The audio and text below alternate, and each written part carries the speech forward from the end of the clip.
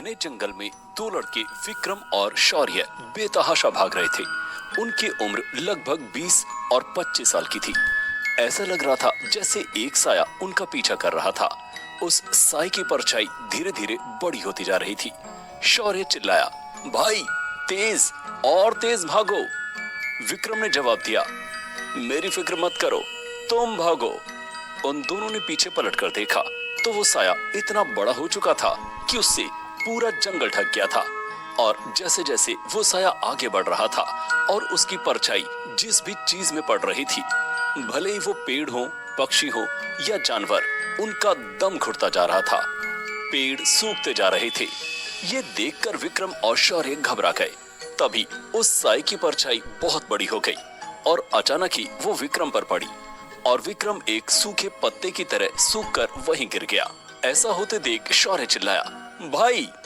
और ठीक उसी वक्त वहां तेज बादल गरजे। भाई भाई उठो भाई। शौर्य लगातार ये चिल्ला रहा था। तभी किसी ने उसे उठाया। क्या हुआ शौर्य? मैं ठीक हूँ।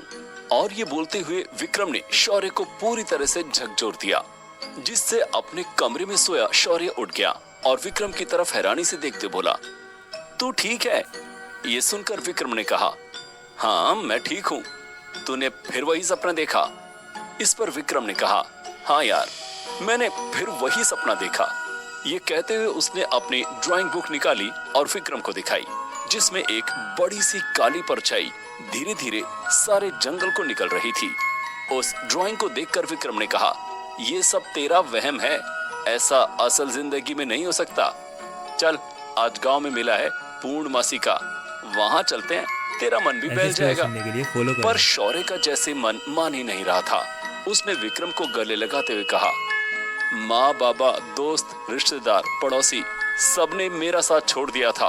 बस एक तू ही था बचपन से, जिसको देखकर मुझे लगता था कि मुझे कुछ करना है, कुछ बनना है, सिर्फ तेरे लिए।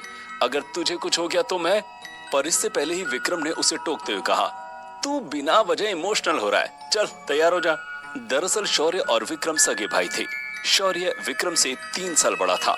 शौर्य जब 5 साल का था और विक्रम 2 साल का, तभी उनके माँ बाप एक एक्सीडेंट में गुजर गए और इसके बाद सभी रिश्तेदारों ने इन दोनों को मनहूस कहकर मानो भगवान भरोसे छोड़ दिया।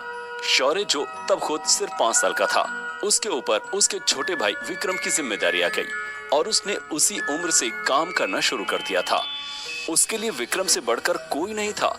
जब से ये अजीब सपना आना शुरू हुआ था, तब से लगा था। इसके बाद दोनों भाई तैयार हो गए। वो मेले के लिए बाहर निकल ही रहे थे कि उन्हें बाहर गांव से लोगों के चीखने चिल्लाने की आवाजें आने लगी।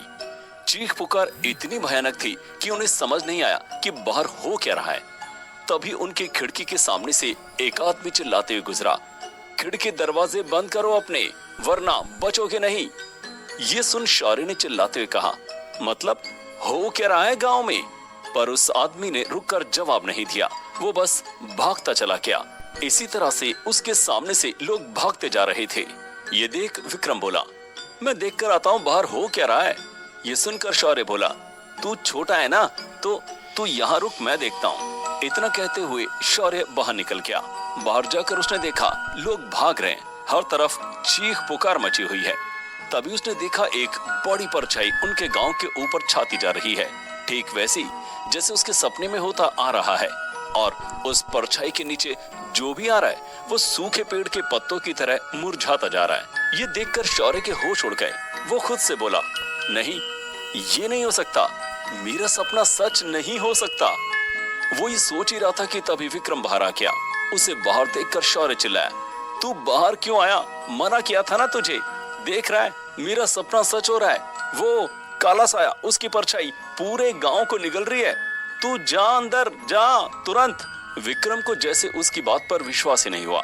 वो शौर्य की बात को पूरी तरह से इग्नोर करता हुआ बाहर आया और उसने जब वही नजारा अपनी आंखों से देखा तो उसे विश्वास ही नहीं हुआ। तभी उसने देखा एक बूढ़ी औरत भागते हुए गिर गई है। ये देख विक्रम उसे बचाने के लिए भागा। उसे खुले आसमान के सामने भागता देख शौर्य भी उसके पीछे भागा। विक्रम ने उस औरत को अपनी गोद में उठा लिया और भागने लगा। पर उसके भागने की स्पीड काफी धीमी थी और अचानक ही एक पत्थर पर पैर आने से वो गिर गया। ये देखकर शौर्य की मानो सांसें थम गई। वो जो उससे थोड़ा आगे भाग रहा था वो पीछे आया और उसे उठाने की कोशिश करने लगा। उठ विक्रम उठ, चल यहाँ से भाग।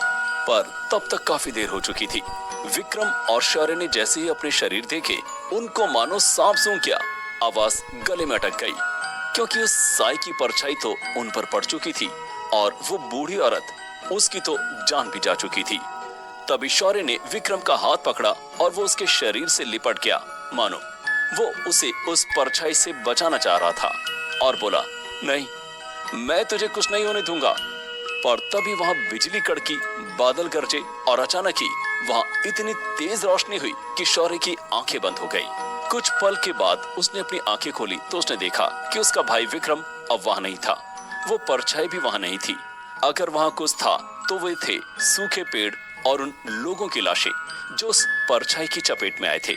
लगभग पूरा गांव अपनी जान से हाथ धो चुका था और सिर्फ शौर्य ही वहां जिंदा बचा था।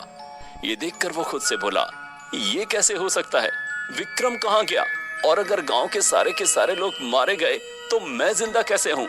ये सब सोचकर शौर्य यहाँ वहां पागलों की तरह भागने लगा। भाई विक्रम, कहाँ हो तुम?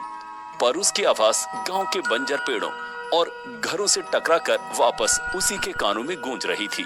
वो लोगों की लाशों को देखकर घबरा रहा था और देखते देखते वो बेहोश हो गया।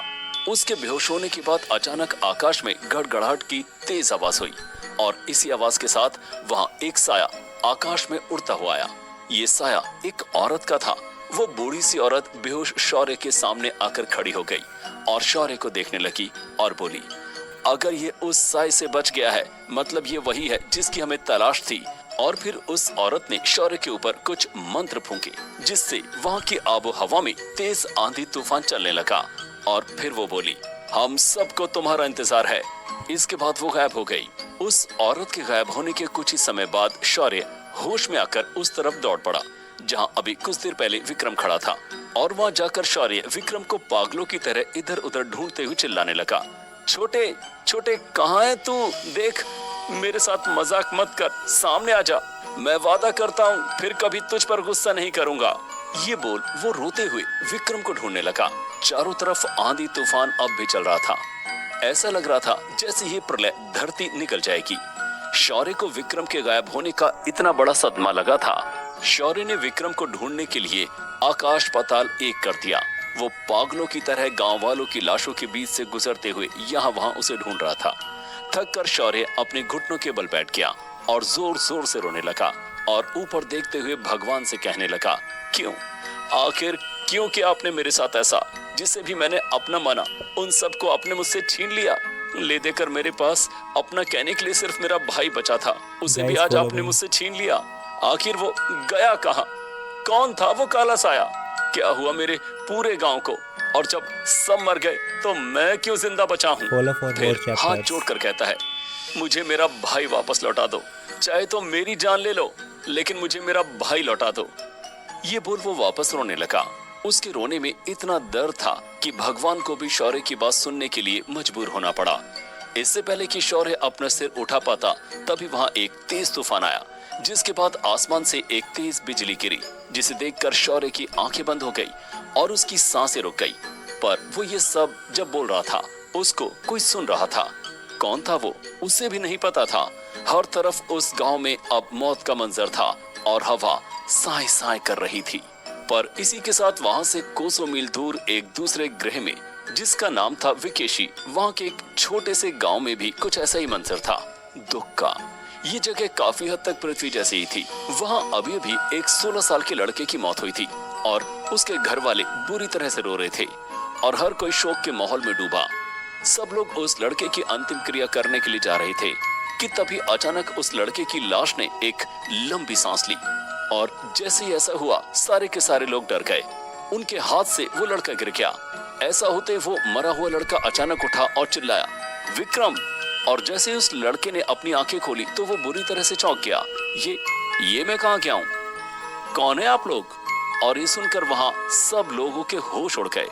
आखिर क्या हुआ शौर्य के साथ? उसके भाई और गांव वालों के साथ। क्या राज है उस परछाई का? कौन है ये लड़का? जानने के लिए सुनते रहिए